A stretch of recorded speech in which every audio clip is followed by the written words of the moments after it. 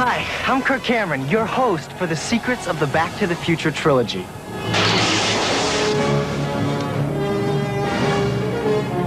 In the next half hour, we'll take an inside look at the amazing trilogy of films that have carried Marty McFly and Doc Brown across the time barrier, spanning more than a century of adventure.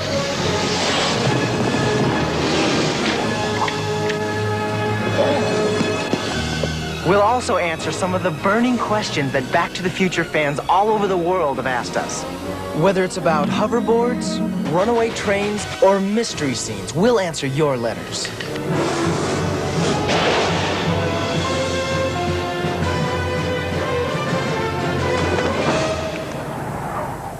And as you can see, we have plenty of letters to choose from. Hey, fella! You Kirk Cameron? Yes, sir. This telegram just arrived for you. For me? That's right. Oh, hey, it looks like our first question. Grady Cooper from Sioux City, Iowa writes, Dear Back to the Future, when I saw Back to the Future Parts 2 and 3, I left the theater wishing I had a hoverboard. Then I saw an interview with the director saying they were real. The next day I went to all the toy stores and sporting good outlets and I could never find one. What's the deal? Well, I'm sorry to break the news to you, Grady, but director Robert Zemeckis was only joking. Hoverboards have yet to be invented, but maybe someday. But if hoverboards don't actually exist, then how did the filmmakers make them look so realistic in the film?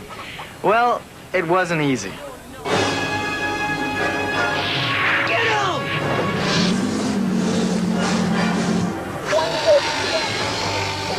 By combining old movie tricks and modern technology, the filmmakers, with the help of a few fearless individuals, Hey, how are you? met the hoverboard challenge head-on. A lot of the hoverboarding that only showed Michael above the knees was achieved by having him ride an ordinary skateboard. Son of... It's been 5 years. I thought I remembered how to do that. Paths of plywood were laid over almost every inch of the town square to make it look like Michael was effortlessly gliding over rough terrain. Sometimes a platform dolly was used to give Michael and the other actors an even smoother ride. Director Robert Zemeckis had a special harness designed which allowed the actors to fly from an intricate series of wires supported by an industrial crane. You know, what we gotta do is we gotta get another crane, and we can hang your phone here. Yeah, exactly. And finally, some very creative camera rigs, all to create the illusion of flight. The film is actually a combination of different special effects techniques, whether it was high-tech, low-tech, physical effect, or an optical effect. Just about every type of special effect known to man was used in making the hoverboards fly.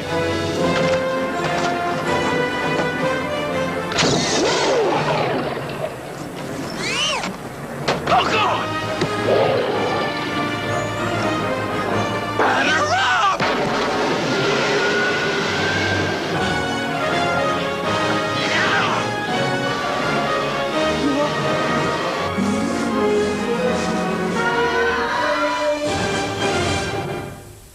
Now, here's a letter from a Mr. Joey Farmer, which reads, Dear Back to the Future, I'm a car salesman in a major metropolitan area, and I gotta say, the main reason I go and see them Back to the Future movies is to check out that DeLorean time vehicle.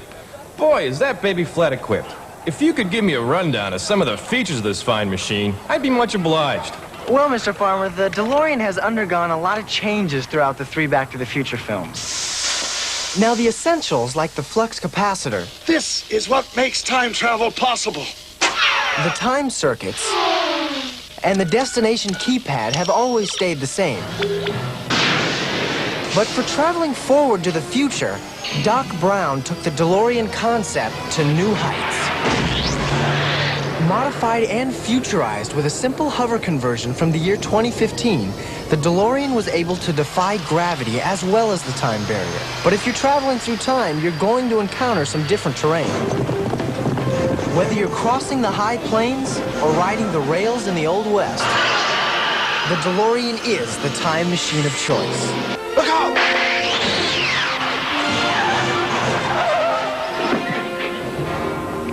In our next letter, Mrs. Virginia Shaw writes in, Dear Back to the Future, those Back to the Future movies look like they'd be very hard for the actors, with all that running and chasing and getting hit all the time. Is it really as hard as it looks? well, Mrs. Shaw, it is true that one of the things the Back to the Future films are known for is the physical demands placed on the actors.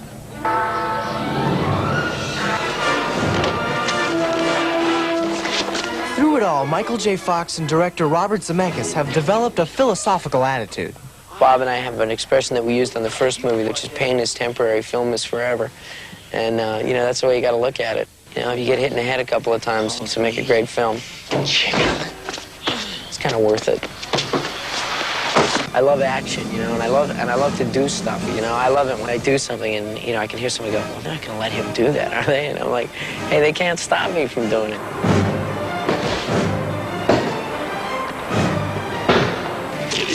While co-star Tom Wilson liked the physical side of his role, he was glad when it was over.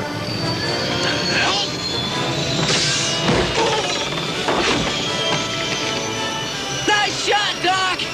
In a film that demands a lot of physicality, you just have to do it, you know? I'm not a macho guy at all. I'm anything but, you know? I mean, I don't like volunteer. Hey, Bob, let me do that one. The falling off the building thing, hey, that's mine. It's mine. Don't get a stunt man. While all three Back to the Future movies are action-packed, the final part of the trilogy presented a new series of challenges for the actors.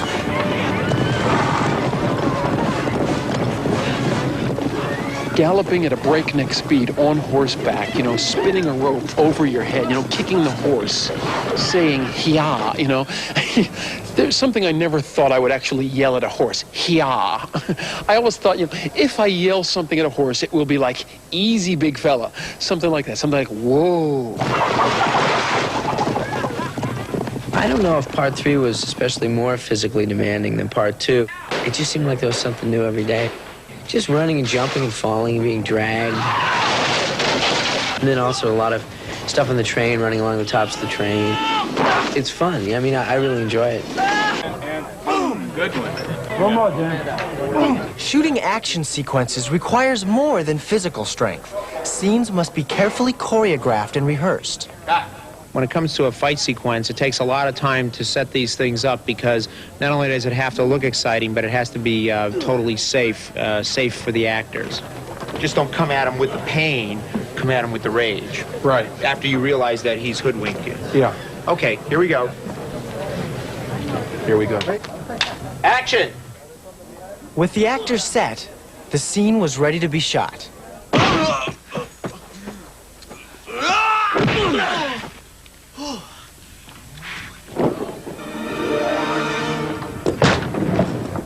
People just don't realize the glamour, the excitement of Hollywood. Kids, come on to California. Come, become actors. Do stuff like this. I hate manure. Cut.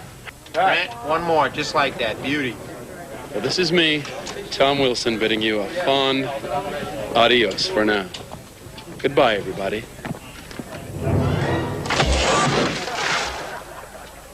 See, being an actor isn't always easy. You've got to be prepared for anything. Are you Kirk Cameron? Yeah. I got a letter for you. Thanks. Oh, great letter. It comes from a David Palmer who says, Dear Back to the Future, I just watched the original Back to the Future on videotape for the 27th time, and I think I found a mistake. 27th time? In the scene where Marty dresses up like a spaceman to scare his father in the 50s, I noticed a modern-day hairdryer attached to his belt. Now, I know Marty didn't bring a blowdryer with him, so how do you explain that one? Well, My name is Darth Vader. here's the scene David was referring to. And yep, there's the hairdryer, all right. But it's no mistake. Knew it. Here in this never-before-seen shot from Back to the Future, we find out where that hairdryer came from. So, these are all my personal belongings, huh? Yep. What's this thing? It's a hairdryer. A hairdryer?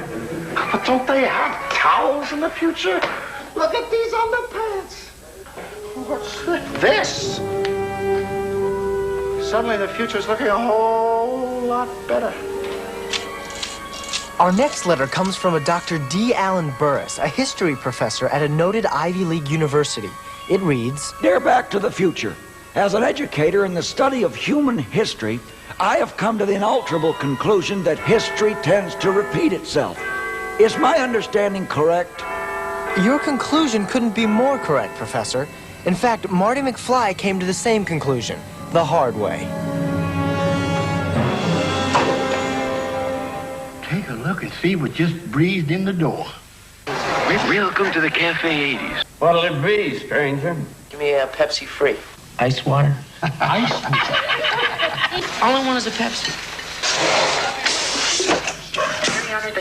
Fly! What do you think you're doing? Griff. I thought I told you to stay in here! He's Griff. You ain't Seamus McFly. You're Mad Dog Tannen. Nobody calls me Mad Dog! Ah!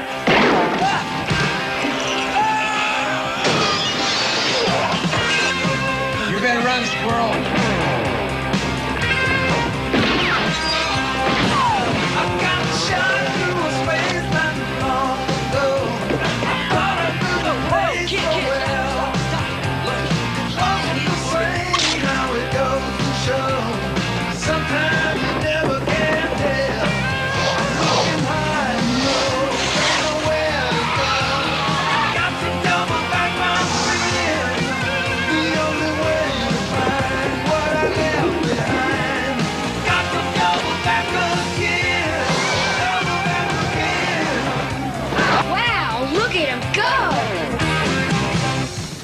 Well, here's an interesting letter from a young girl who writes, Dear Back to the Future, I haven't had a chance to see Back to the Future Part 3 yet, but somebody spilled the beans that Doc Brown falls in love in this movie. Doc Brown in love? Just what kind of a woman does it take to win Doc's heart? well, obviously, the Doc wouldn't fall for just any woman. The love of Doc's life is a very special lady. And let's face it, very few relationships start out like this.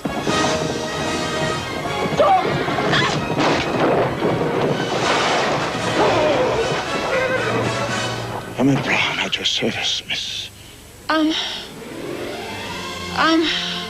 Clayton. Clara Clayton. Mary Steenburgen plays a schoolteacher with whom the Doc falls madly in love.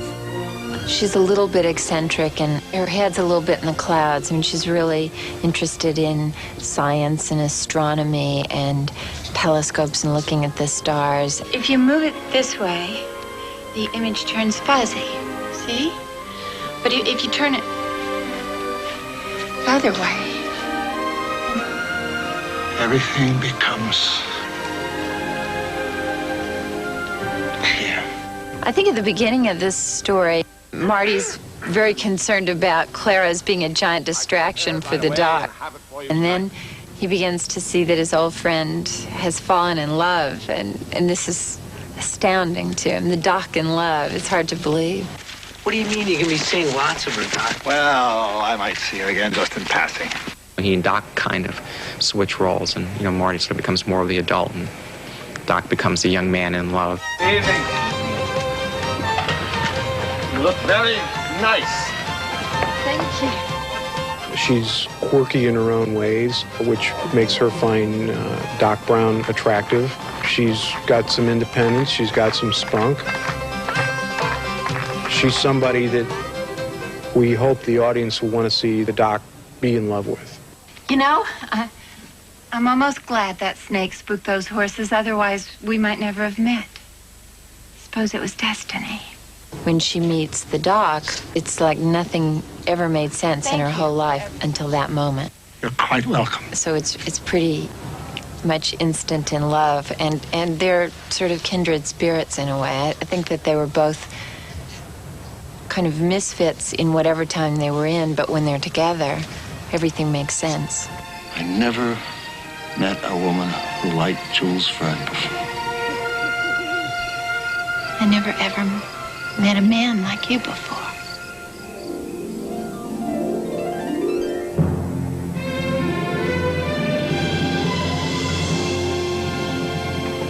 So Doc finally falls in love. So in love that he's willing to alter time itself to be with her. But just what happens when you alter time? Well, that's exactly what high school student Willie Richter wants to know.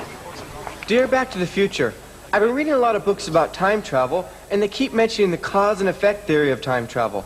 Can you explain what that is? Sure.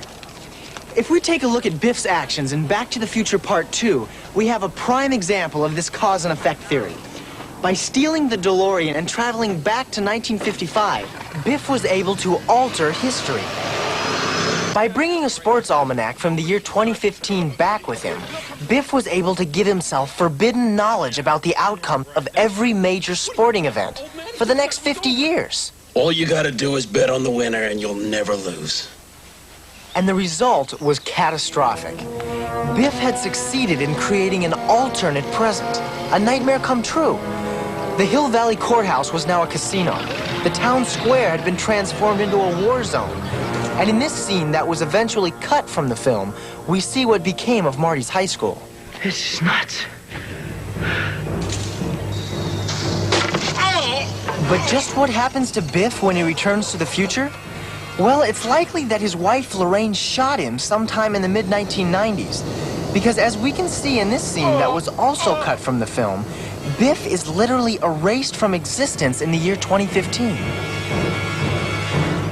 And finally, a question lots of Back to the Future fans have been asking. This letter comes to us from a little boy who says, Dear Back to the Future, I just saw Back to the Future Part 3, and my favorite part of it was the train stuff near the end. My question is, didn't they get into trouble for running that old train off a cliff? Well, the answer is no. They didn't get into trouble for running that train off a cliff. But that's not to say it wasn't a lot of trouble to do. Marty, are the time circuits on? Check, Doc. The Doc and Marty have a very simple problem. They have to get the DeLorean up to 88 miles an hour, and even though a steam train can't go that fast, the Doc, being a man of science, figures out a way to do it for a few seconds anyway. Doc! The red line's about to blow!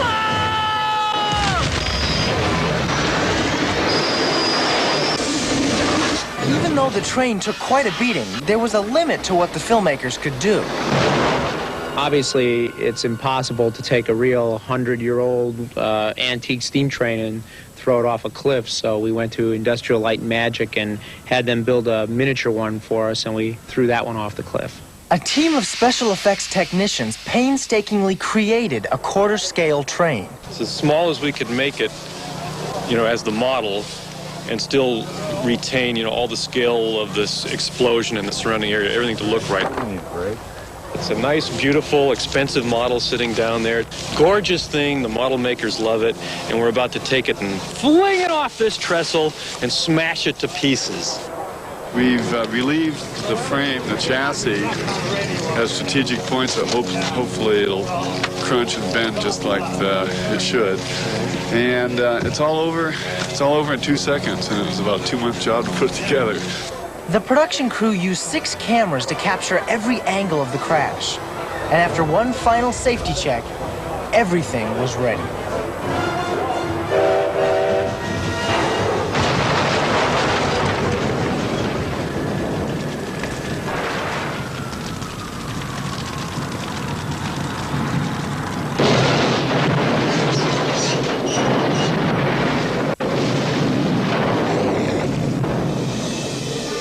Well, I hope you've enjoyed this inside peek at the Back to the Future trilogy. I know I have. But, there still is one more Back to the Future secret that everybody seems to want to know the answer to. Is there gonna be a Back to the Future Part 4? Well, it doesn't look likely, partner. I'm Kirk Cameron. Thanks again for joining me. And remember, the future is what you make of it.